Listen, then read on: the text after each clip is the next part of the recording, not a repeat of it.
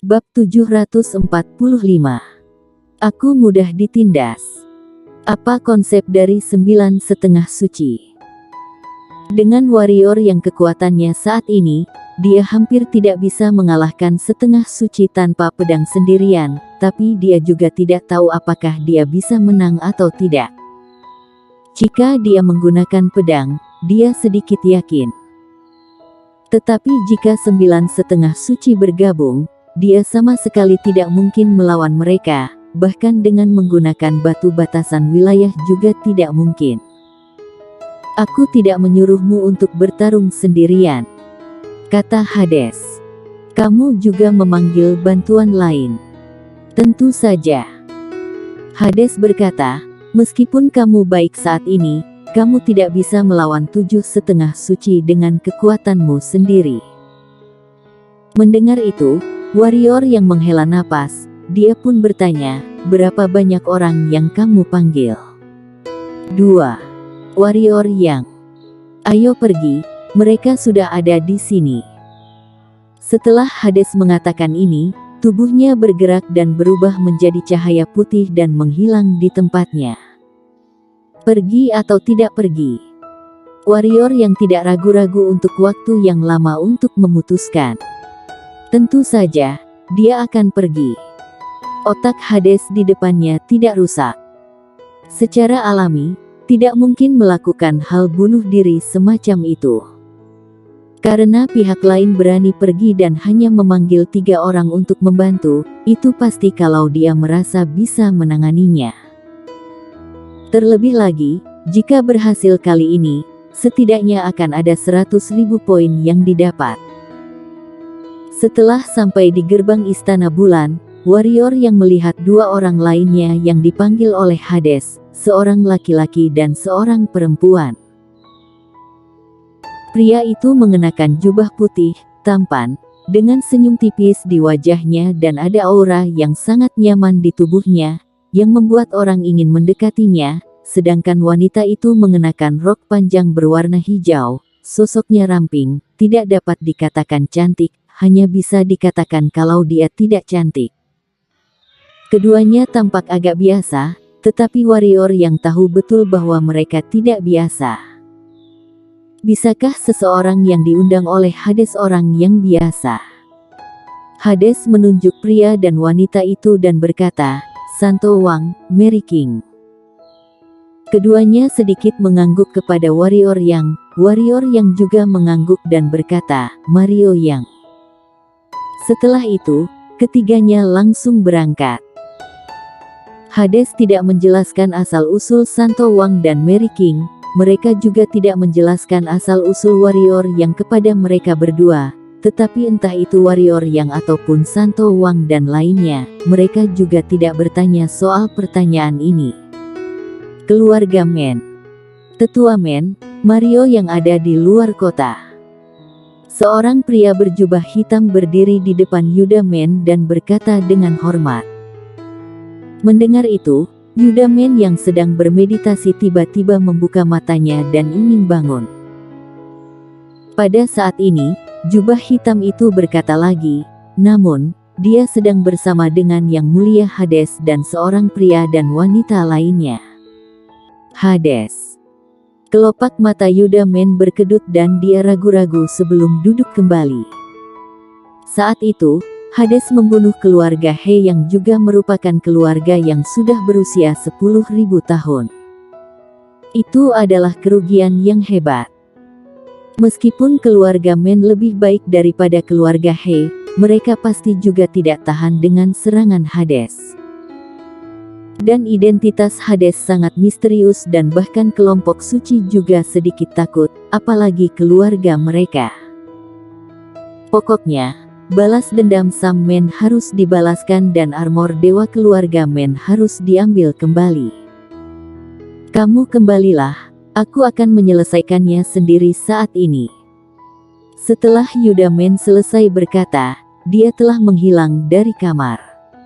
Setelah terbang selama setengah jam, warrior yang mengalami sakit kepala. Hades terlalu cepat, seberapa cepatnya dia?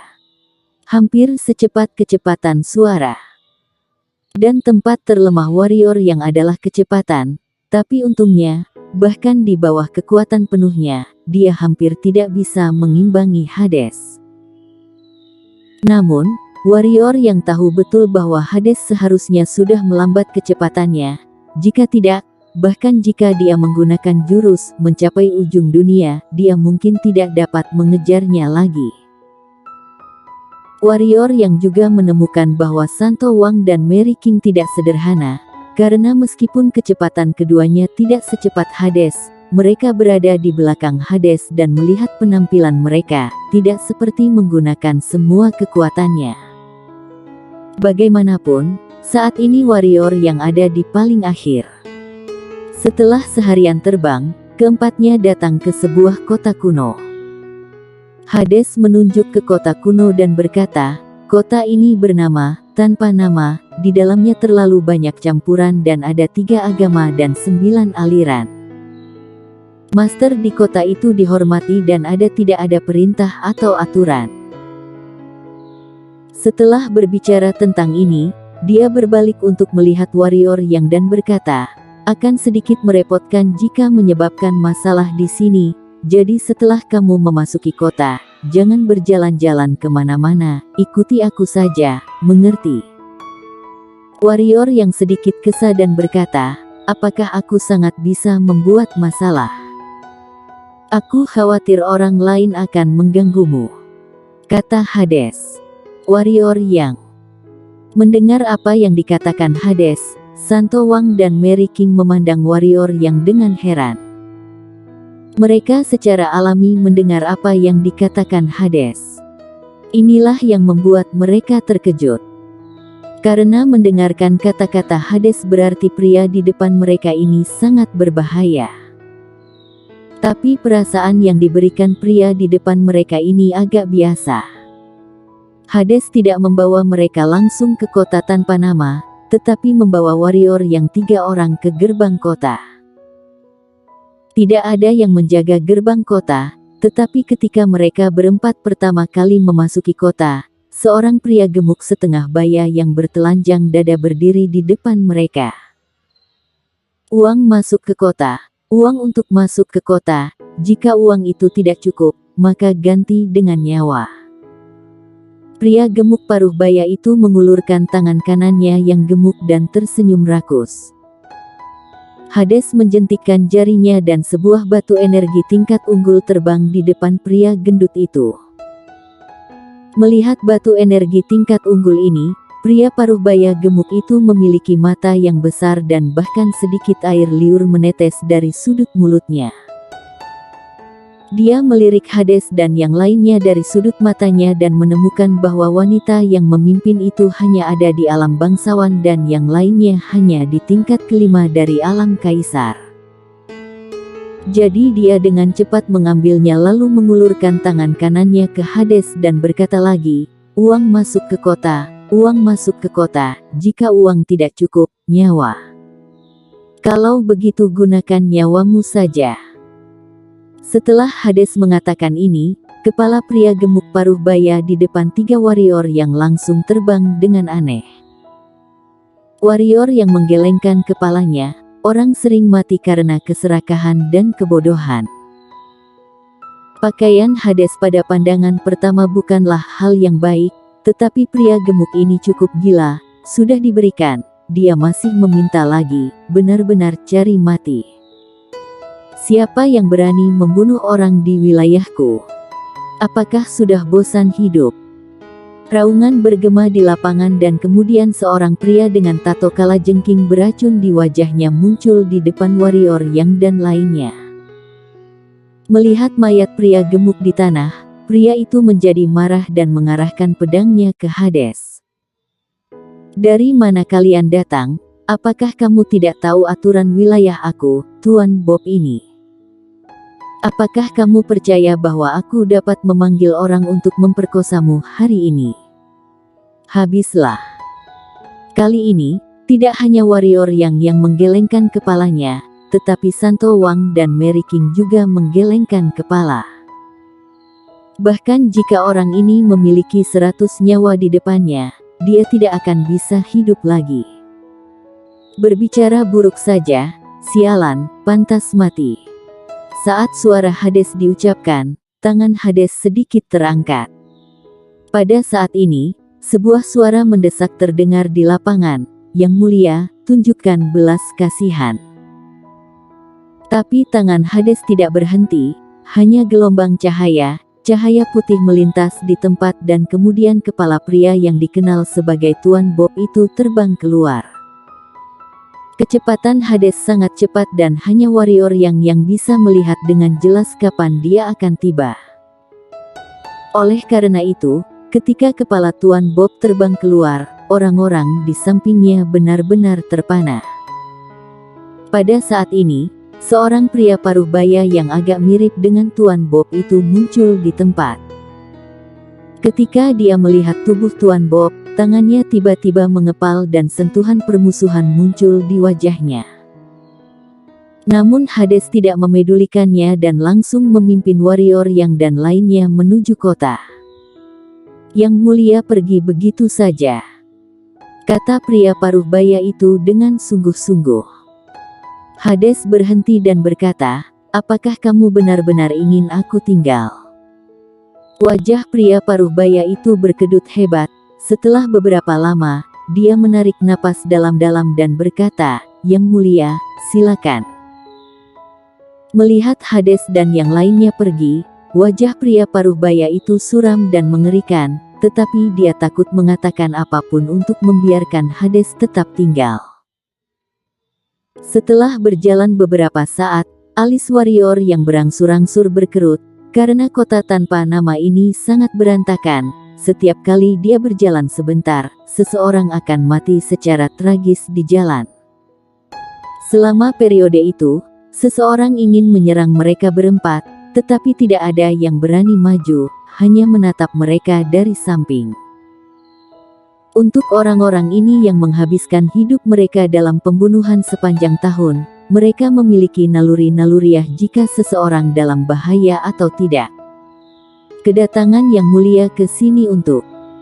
Pada saat ini, pria berjubah putih itu tiba-tiba bertanya. Warrior Yang dan Mary King juga melihat ke Hades dan mereka juga sangat penasaran mengapa Hades datang ke tempat ini. "Menemui Master Rune Dewa, meminjam sesuatu untuk pertahanan diri," kata Hades. "Master Rune Dewa?" Warrior Yang tercengang.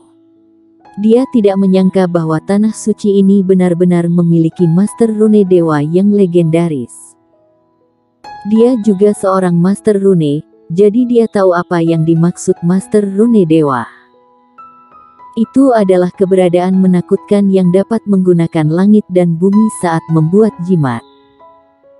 Tidak hanya warrior Yang, tetapi juga Santo Wang dan Mary King di sampingnya terkejut. Santo Wang berkata, "Yang mulia, Master Rune Dewa ada di tanah suci." Hades menggelengkan kepalanya dan berkata, "Awalnya tidak ada yang seperti itu." Singkatnya, dia adalah satu-satunya Master Rune Dewa di dunia ini. Dia sangat tidak suka berhubungan dengan orang lain. "Tunggu saja aku di sini." Setelah selesai berbicara, dia melirik warrior yang lagi dan berkata, "Kekuatan di sini rumit dan ada banyak master setengah suci yang tak terhitung jumlahnya. Jangan main-main ya." Hades menghilang di tempatnya. Warrior Yang, "Aku akan pergi melihat ke tempat lain." Santo Wang mengucapkan hal ini, lalu bergerak dan menghilang ke kejauhan. Dan Mary King menghilang di tempatnya tanpa mengucapkan sepatah kata pun. Warrior Yang mengangkat bahu dan mengamati sekeliling. Ada banyak keramaian di jalan yang tidak jauh darinya, karena ada beberapa orang yang mendirikan kios pinggir jalan. Karena bosan dan rasa ingin tahu, warrior Yang berjalan mendekat. Setelah berbalik, warrior Yang tiba-tiba berhenti di kios di depan seorang lelaki tua. Hanya ada kotak pedang hitam di kios lelaki tua itu, tetapi bagian atas kotak pedang itu tampaknya telah dipotong oleh beberapa senjata tajam. Dan ada lubang yang terbuka. Warrior yang melihat lebih dekat dan hendak menjangkau untuk menyentuhnya. Pada saat ini, kekuatan tak terlihat menyelimutinya. Warrior yang menghentikan tangannya dan menatap lelaki tua itu.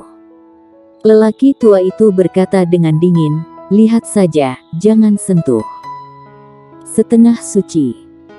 Warrior yang tidak menyangka bahwa lelaki tua di hadapannya ternyata adalah seorang master setengah suci.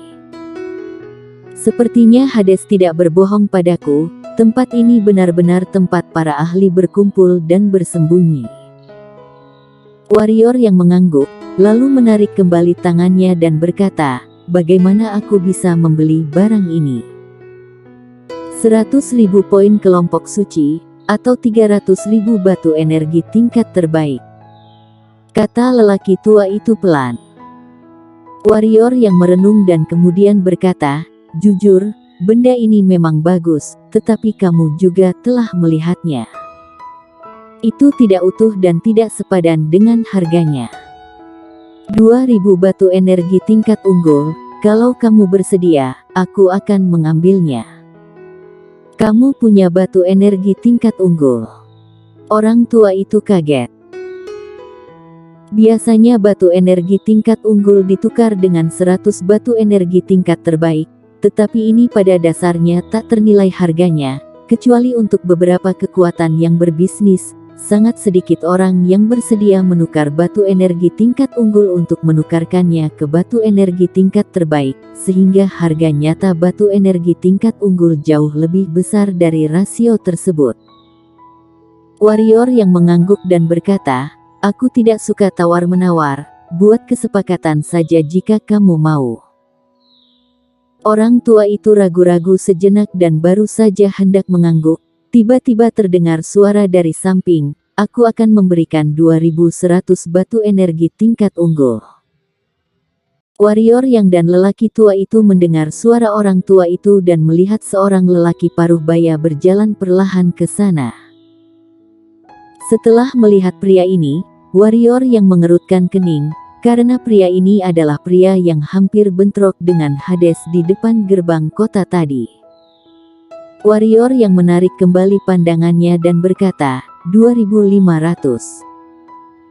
Pria tua itu sangat gembira dan hendak menganggukkan kepalanya, tetapi pria paruh baya itu berkata lagi, 3.000.